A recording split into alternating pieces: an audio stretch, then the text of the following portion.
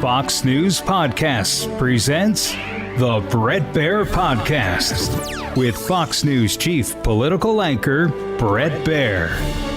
President Trump welcomed Israeli Prime Minister Bibi Netanyahu to Mar-a-Lago to discuss the state of U.S. brokered ceasefire in Gaza alongside issues relating to Iranian nuclear development and ballistic missiles, the West Bank, and rebuilding the Gaza Strip. This meeting came just a day after President Trump met with Ukrainian President Volodymyr Zelensky for more than 2 hours to discuss a peace deal between Ukraine and Russia. While the finer details of the plan have yet to be ironed out, both leaders expressed optimism toward an agreement being reached in the near future. We'll see if it gets done, but it's very close, certainly. Nobody would even have a chance of getting it to where it is right now. Nobody would have thought that was possible. We discussed all the aspects of the peace framework, which includes, and we have great achievements, 20-point peace plan, 90% agreed, and U.S.-Ukraine security guarantees, 100% agreed. Meanwhile, as the United States heads into a midterm year, President Trump's domestic and foreign policies will face their biggest test yet, with a potential shift of power in Congress threatening to stifle or even undo large portions of his agenda. Lots to discuss as we enter the new year. Let's bring in our panel. Chief Communications Officer at Targeted Victory, Matt Gorman, former Biden White House advisor, Yemisi, Egbewole, and Fox News correspondent, Tomlinson. Lucas, you've been following these leaders at Mar-a-Lago. It seems like there's progress, but some kind of realistic pushback in both cases. Well, yeah, certainly we've come a long way since the February meeting in the Oval Office between President Trump and Ukrainian President Volodymyr Zelensky. Although there are a lot of questions about, while Ukraine appears very on board, we heard both from President Trump and Zelensky that they're 95% of the way there to a deal. Of course, one party was absent from these talks, and that is the Russians. And we heard from Trump's former Secretary of State, Mike Pompeo, yesterday on Fox and Friends, who said Putin has conceded literally nothing in the peace talks. And but over when the Israeli prime minister visited, you saw President Trump in lockstep with Prime Minister Netanyahu. There were some reports ahead of the visit saying the Trump administration wanted to see Israel move faster with help reconstructing Gaza. But you also heard from Israeli officials saying, hey, Hamas has to disarm. Terrorists cannot be, rolling around Gaza armed, and also they can't be ruling the government. And what happened when both President Trump and the Israeli prime minister emerged from their meeting, you saw two leaders in lockstep. President Trump said Hamas must disarm or there'd be, quote, hell to pay. He also signaled a very openness to the United States supporting Israeli airstrikes on Iran.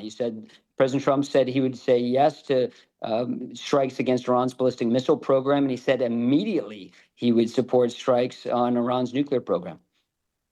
Yemisi, in both cases, the Hamas ceasefire with Israel and vice versa, and the Ukraine situation, there is progress, and there has been, but it is that last bit getting across the finish line in Ukraine, the territories, and what happens with Vladimir Putin when it comes to those demands. And in the Hamas situation, the disarmament, these are two major sticking points. Yeah, and it feels for a lot of Democrats and maybe for some Republicans that it isn't about how much do we support Ukraine, but how long are we going to have to support them? Look, no one disputes that Vladimir Putin is a bad guy here. That's not controversial. I think what is controversial for a lot of folks is the sense that we have had endless back and forth. We've had meetings, summits, statements, joint statements. There's not a clear sense of what success actually looks like or how any of this ends. And politically, it's starting to feel like time, money, and attention without any momentum in both situations with Ukraine and with Israel. And I think this will play really heavy as we go into 2026. And the president standing with Netanyahu presents a problem politically for a lot of the younger generations. There is a political divide when it comes to what does unconditional support look like that the U.S. has traditionally given Israel.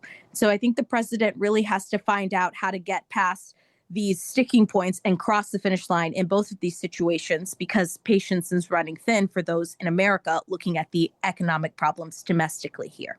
Yeah, and Matt, you get pushback, the administration does, on the focus on foreign policy issues in a domestic focused time when the economy is driving a lot of conversation, how people feel about the economy. But should President Trump get these big foreign policy wins, that's also a feather in the cap.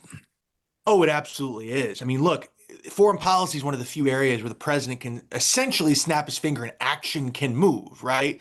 And I think, one of the key parts about all of this is that, Trump deserves credit for, whether people like him or not, he forces issues that have been frozen by bureaucracy back onto the table. And for years, whether it's Gaza and Israel or Ukraine and Russia, these conflicts were managed and they weren't resolved. And I think Trump's instinct is always to test whether a stalemate is actually inevitable, and I think that alone changes incentives across the whole way.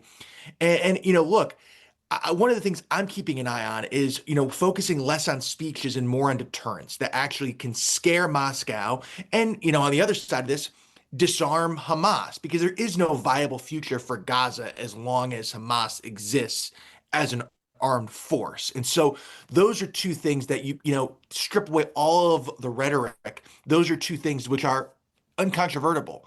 And, unlike the economy, as you hear Republicans talk about it, I think rightly so, you're going to see, I think, some turning in 2026, but that's not something that can be done instantaneously. It's going to take time, rates coming down and the like, where foreign policy, you can make movement much quicker. Panel, we'll hold it right there. For all the pre-BB meeting coverage, Lucas, on tension and kind of a back and forth between the Trump administration officials and Israeli officials on handling of a number of things, West Bank, how they're handling the ceasefire and some of the attacks that they've initiated against Hamas since the ceasefire in October. It really didn't seem like that publicly, in how they publicly talked about the relationship and publicly talked about kind of being on the same page. That's right, Brett. And you heard President Trump acknowledge when he first walked to the podium alongside the Israeli Prime Minister. President Trump mentioned some differences, but then he quickly turned to, they're on the same page. There's no daylight between the two. He announced his support and frankly shared the urgency with Netanyahu that Hamas must be disarmed. He said there'd be hell to pay. It makes you think that some of these leaks, some of these reports are probably coming from staffers at the White House, because what you saw, and something we saw on the Wall Street Journal editorial page today, is a president in lockstep with the Israeli prime minister. Yeah.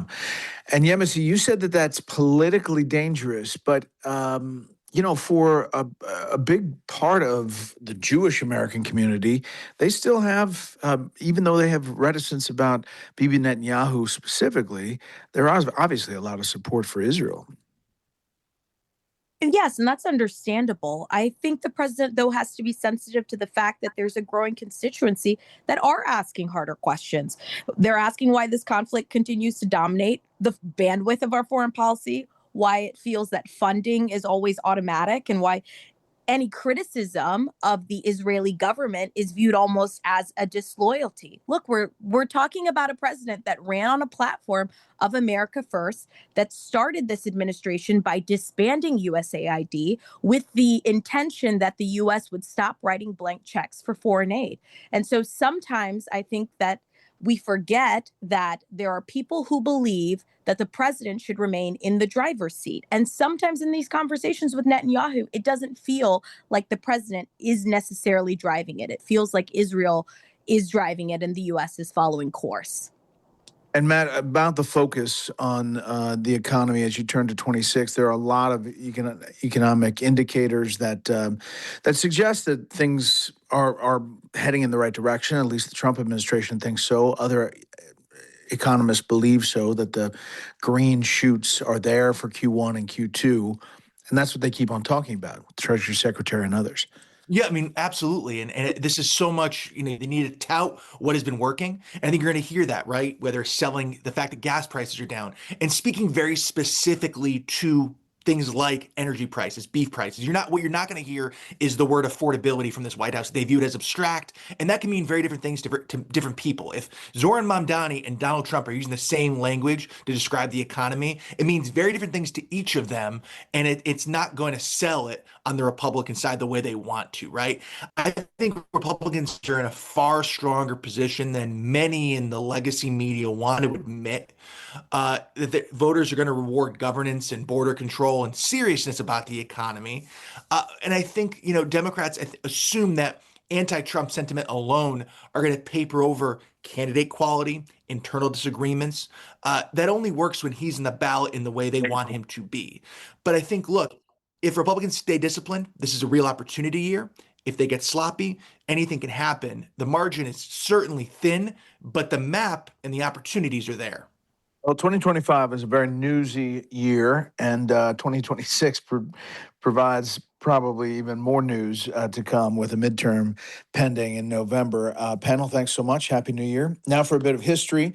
On December 28th, 1832, John C. Calhoun became the first vice president in U.S. history to resign his office. Serving under Presidents John Quincy Adams and Andrew Jackson, Calhoun grew increasingly at odds with Jackson's policies, especially over states' rights and tariffs, which put him at the center of the nullification crisis. After winning the election to the U.S. Senate from South Carolina, Calhoun chose to leave the vice presidency to defend his state's position in Congress.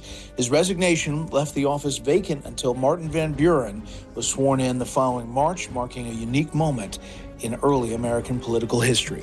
That'll do it for this week. You can hear more of this series at foxnewspodcast.com or wherever you download your podcast. Make sure to leave a rating and a review. We want to hear from you. For Matt, Yemisi, and Lucas, I'm Brett Baer. We'll see you next time. Listen ad-free with a Fox News Podcast Plus subscription on Apple Podcasts, and Amazon Prime members can listen to this show ad-free on the Amazon Music app.